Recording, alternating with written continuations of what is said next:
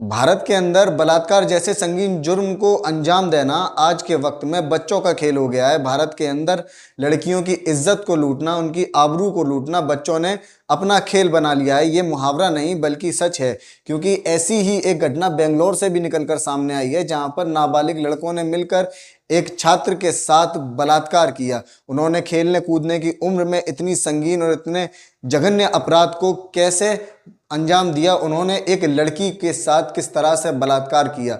वे उन्होंने पढ़ने लिखने की उम्र में, खेलने कूदने की उम्र में इतने बड़े जुर्म को अंजाम देने की आखिर क्या वजह थी, ये सारी बात हम आपको वीडियो में बताएंगे, तो वीडियो पर बने रहिए।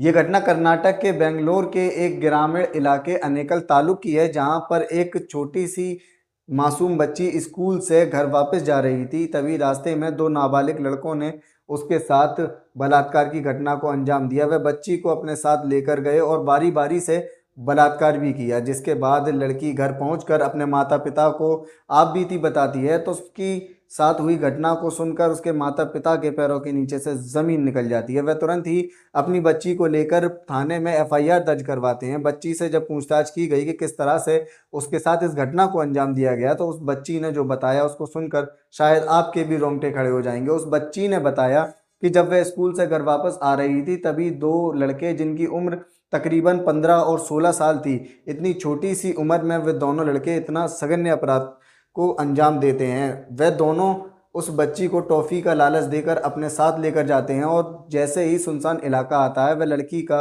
मुंह दबाकर एक खंडर मकान के अंदर लेकर गए। वहां ले जाने के बाद एक ने उसको पकड़ा, दूसरे ने उसके साथ बलात्कार की घटना को तब तक अंजाम दिया जब तक उसका मन नहीं भर गया। जिसके बाद जब पहला हटता है तो बारी दूसरे की आती है। उसने भी उसी लड़की के साथ बहुत ही बड़ा अपराध यानी बलात्कार की घटना को अंजाम दिया। जब दोनों ने बलात्कार उसके साथ कर लिया, उसके बाद उठकर जैसे ही बच्ची को मौका मिला, वह उन दोनों के चंगुल से फरार हो जाती है और दौड़ते हुए अपने माता पिता के पास आकर सारी खबर देती है। इतना सुनने के बाद पुलिस भी तुरंत ही एक्टिव हो जाती है और पुलिस ने शाम होने से पहले ही उन दोनों आरोपियों को गिरफ्तार कर लिया और उन दोनों के खिलाफ सामूहिक बलात्कार और पॉस्को एक्ट और अन्य कई ज़रूरी धाराओं के साथ सख्त से सख्त कार्रवाई की गई, जिसके बाद उन दोनों को बाल कल्याण विभाग में भेज दिया गया और उसके बाद उनको कोर्ट से सज़ा जो उचित होगी वह सुनाई जाएगी। आखिर अपने देश में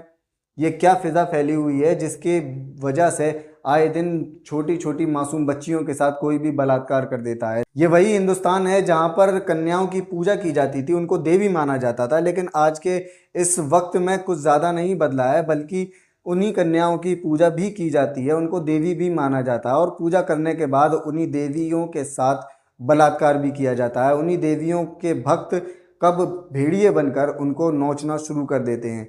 ऐसा कब तक चलेगा? कब तक हमारी बेटियां ऐसे बच्चों और ऐसे दरिंदों का शिकार बनती रहेंगी? कब कानून सख्त से सख्त कार्रवाई करेगा, जिसके बाद उसके अगला गुनाह करने से पहले आरोपी की भी रूह कांप उठे और वह आरोप करने से पहले 100 बार सोचे? हमें अपनी राय कमेंट बॉक्स में ज़रूर दें।